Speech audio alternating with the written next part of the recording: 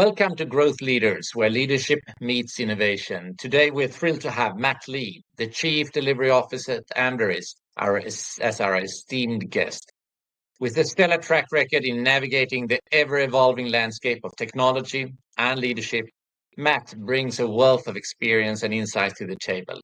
At Amdaris, he spearheads delivery operations, driving the company to the forefront of technological innovation while upholding an unwavering commitment to excellence. Join us for an engaging discussion as we delve into the intricacies of leadership in the tech industry, exploring Matt's remarkable journey, achievements, and invaluable lessons learned along the way.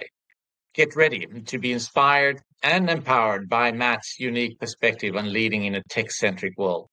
Well, Matt, what a start. Welcome. Well, thank you, Peter. It's good to be here. It's great having you. And I know you've been through a lot of stuff here, but I'm really excited to have you here, Matt, today. And we're going to delve into a fair amount of creating the leadership environment. So let's talk a little bit about you, Matt. Rather recently, last autumn, Amdaris was acquired into a large group, Insight. And without going into details, but that means also you can provide larger offerings, etc. But by definition, when that happens, there's a lot of change management and people move around, and normally quite a lot of work in there, which I understand you as a group and team also do. So how do you handle, the off time? I know there is a tower looking at you moving forward, a Paris Tower, an Eiffel Tower. Right. Okay. I know what you're talking about. Yeah. So yes. Yeah. For me, cycling is a big passion for me. And it's something that actually has really helped me kind of unwind, chew things over. I have a lot of time out on my bike out in the countryside. I'm very fortunate with where I live. It's a very beautiful part of the world, and I can just get out into the countryside, enjoy the sunshine, enjoy nature, really put myself through my paces, but also kind of process everything that's happened, and take some time out just to kind of get myself back, which I think is a very important thing to do. But yeah, in terms of the tower to tower, the best mate. Well, I thought I'd put all of the time that I put into cycling to good use, right? So, Best Mates is a new charity that's just started. It's something that's really, really important. Best Mates provides help to people who really, really need help when perhaps they haven't got anywhere else to turn. And it's really about looking after people who might need a best mate. Hence the name. And I couldn't think of a better way to kind of do something that I absolutely love, but do something I absolutely love and really push myself by cycling from London to Paris to kind of help other people. So awesome. So there is I believe you're going to have a beautiful ride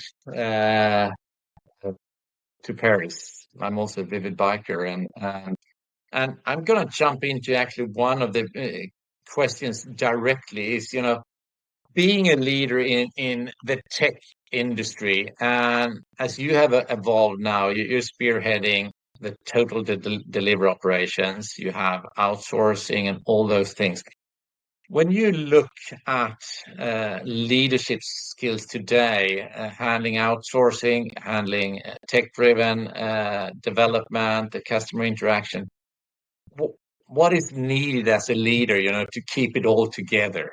Because I know it's a tough time. Many times there's deadlines, there's things which didn't go as it was supposed to do, and you have to get there, and so on. So if you look at those skill sets, what do you think are really important to build? Okay, so yeah, from my perspective, I think it's very interesting leading an outsourced business because a lot of the kind of leadership is done remotely, um, and I think people really need to buy into a clear vision. So setting a clear vision is really really important, and seeing that through and making sure people understand what that vision's about and what we're trying to achieve. But alongside that, things like integrity. I think integrity is incredibly important. People need to really, really see the true you. Being very honest and transparent with people, having real drive, and really inspiring people to have that same level of drive that you have. And by having a very clear vision, something for people to buy into, really, really helps. Being decisive, being seen to be decisive, making good decisions at the right time, but making decisions is important. A rudderless ship goes in no direction. But yeah, with a rudder, at least you're setting off in the path, and you can correct that path once you're moving. So I think that's very, very important as well. And then just being as a leader, in the modern world, it's very important that we're servant leaders, right? That we really support our people, we really understand our people, and we help our people be the very, very best they can be. Enabling people to fail, enabling people to do their very, very best, empowering people, to really own something, deliver that thing, and just helping them along the way. And I think that's incredibly important too. So that's probably my biggest learning. Yeah, you have, as I understand, 6 excellence centers in Moldova, Romania, Bulgaria, Ukraine, and the United Arab Emirates, and of course in the UK. Has the war impacted uh, on, I mean, both people being able to work, but also deliveries? I don't know, but do you see it's impacting or has been impacting your organization and so on? I think the Ukraine situation has been very interesting for us. We obviously, at the start of the conflict, we were extremely worried about what that meant for the people in Ukraine. The people who stayed in the Ukraine are working day to day, probably harder than anyone else. The results they're achieving is tremendous. The feedback I get from our customers about them is absolutely phenomenal. So in terms of the work that is being done there, I'm immensely proud of them and what they've achieved. For us as a business, the biggest challenge really has been convincing customers of the risks and the fact that we're handling the risks around the conflict. That was a challenge to begin with, and some of our customers weren't happy with people working from Ukraine because they saw that as a risk to their business. On the flip side of that, some of our customers were only too happy to help and understood the value that they could bring to the Ukrainian economy by continuing to work with our teams and even expanding some of our teams. So it was an interesting mixed bag, but yeah, it was something to be very proud of being part of, I think. Yeah, you're doing an incredible job on that. What I'm really fascinating about, and I understand that has been in your hands. You do well, maybe you should explain a little bit firstly what you provide, but on a high level, I understand, you both develop, you take care of existing system, you provide your customer with the technology for them to develop. But maybe you could give a little bit more insight before I delve into it. What your customers are looking for when they head to Amdaris.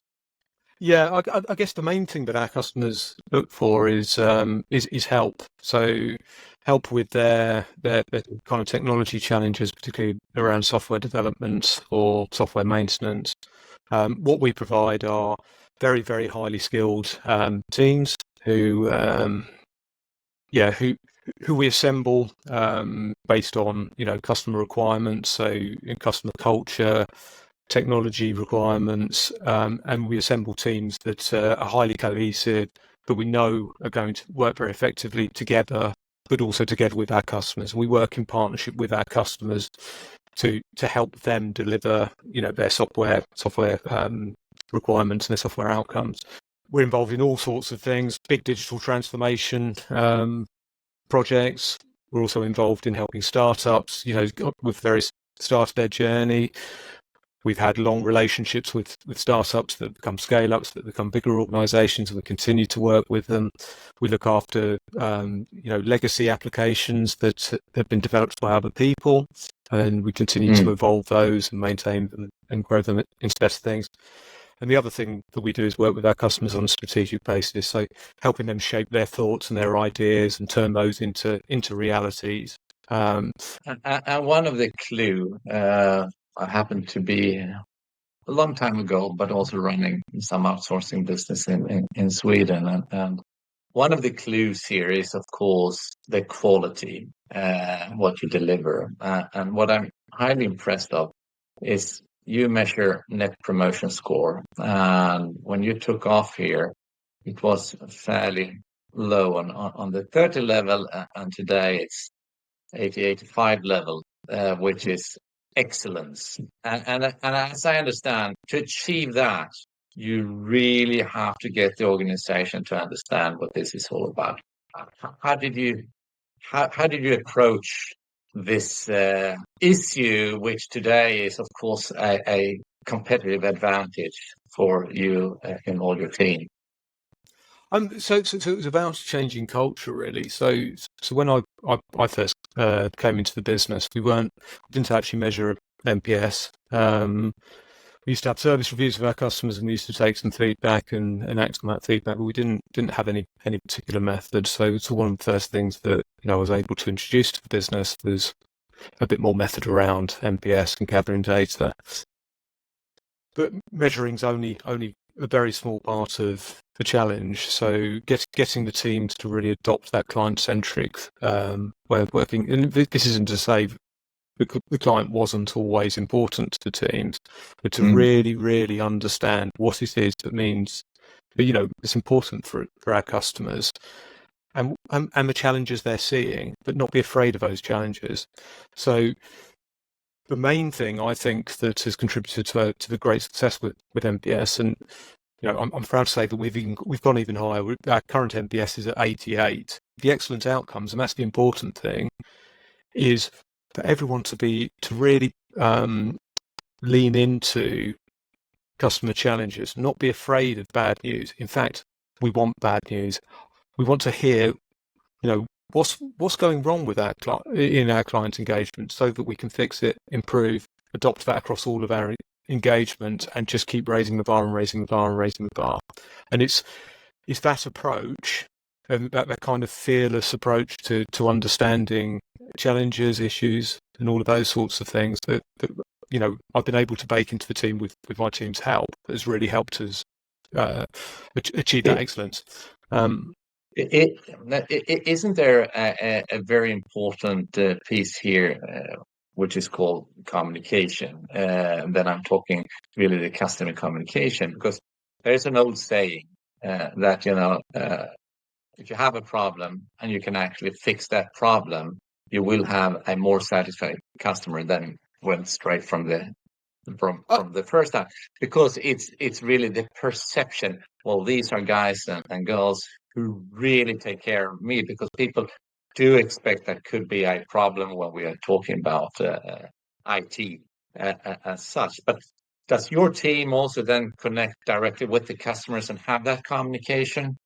Yeah, so all of our teams connect directly with customers every single day. So communication is really, really, really, really important. And when we talk about issues and talk about challenges, communicating with the customer about those issues is absolutely fundamental. It's very easy to take some feedback, to fix something, and never say anything about it.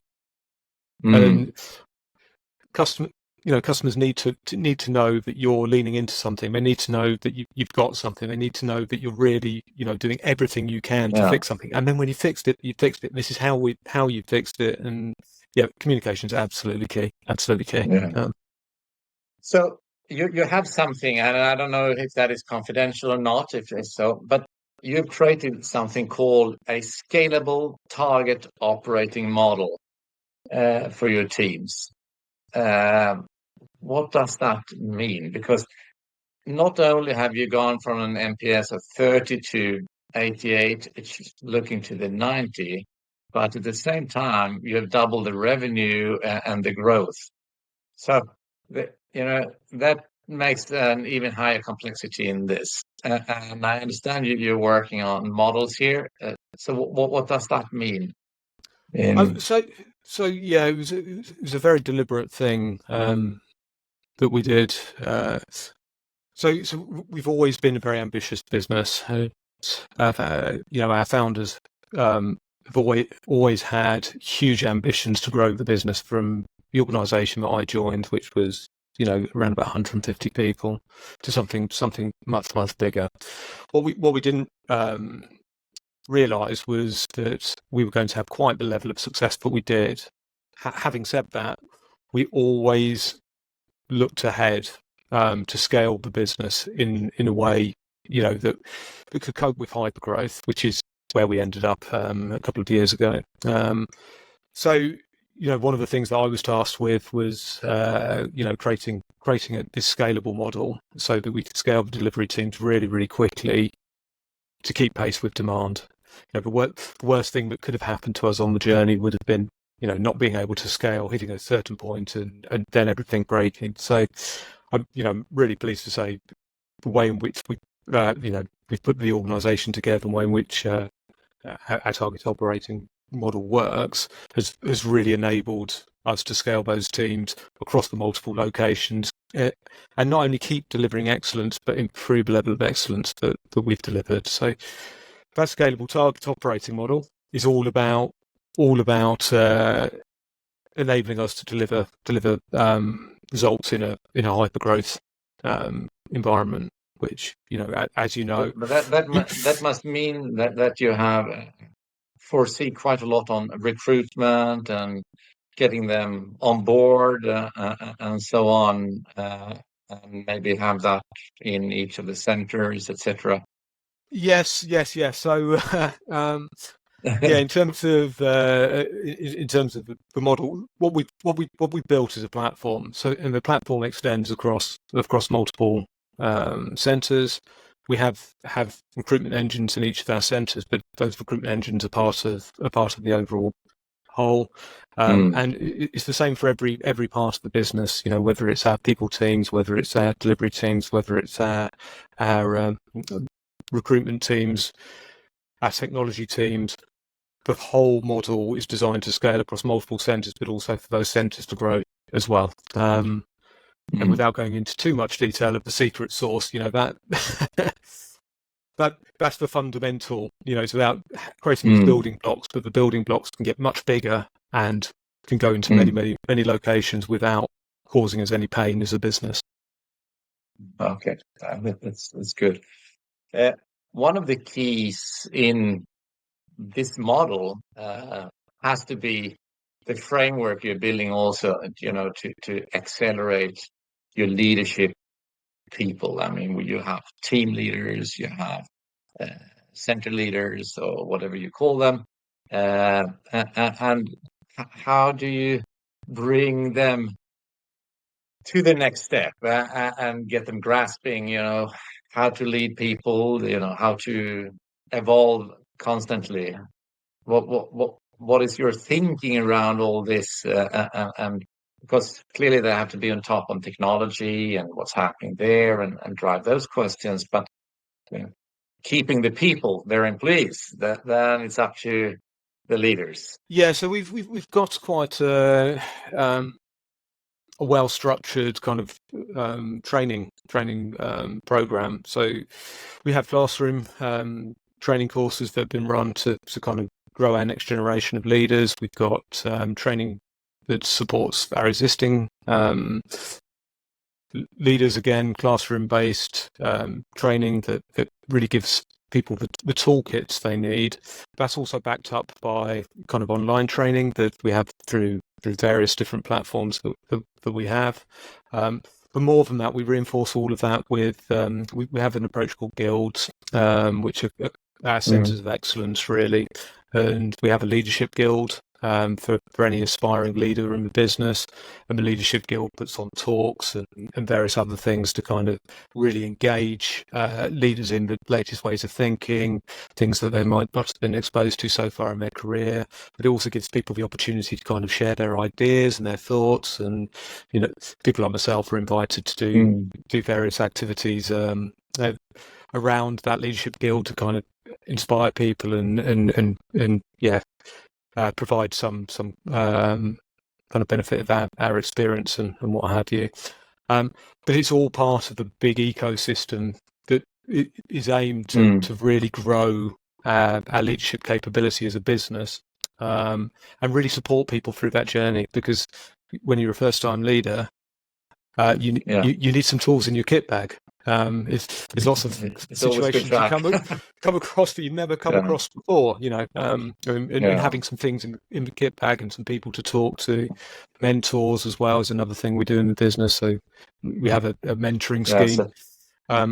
So there's a lot of support there to make sure that we lead really effectively. And it's great to see, and of course that will evolve over the time. But having taken those steps, then you're on the track, and then you can, of course, develop the models and so on with the mentoring as such.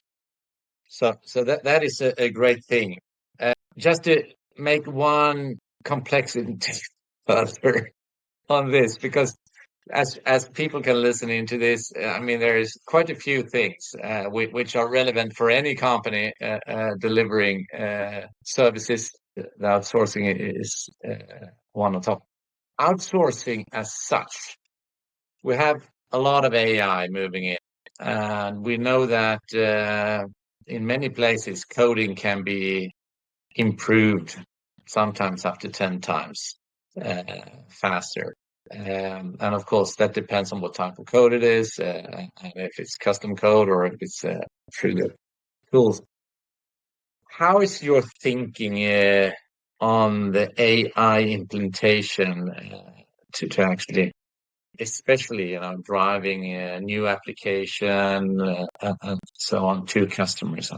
How do you bring that forward, or how is your thinking around all this? So it's interesting. AI is obviously, you know, one of the really big topics at the moment, and you know, we're having conversations every single day with different people about AI and what it's going to mean for people.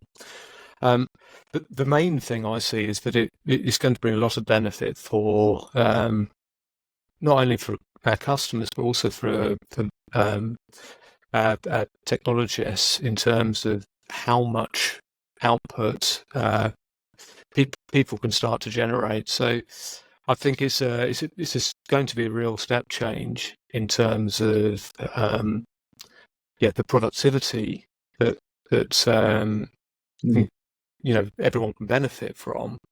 But it's another thing that's a tool, and at the moment, you know, I've heard AI described as being autocomplete on steroids, right? So a lot of the things that we can do with AI at the moment are really that clever use of keywords and clever use of query parameters to generate, you know, huge output. And that still requires a human being to kind of drive that system and make sure the results are right and all of those sorts of things. And I think there's still going to be that need. I think really it's just a tool that we all need to kind of embrace, work out what it means for us, work out how it increases productivity, and therefore, you know, everyone's output potentially goes up as a result of using AI. I think from our developers' point of view, it's, you know, quality is going to be something that will improve as well.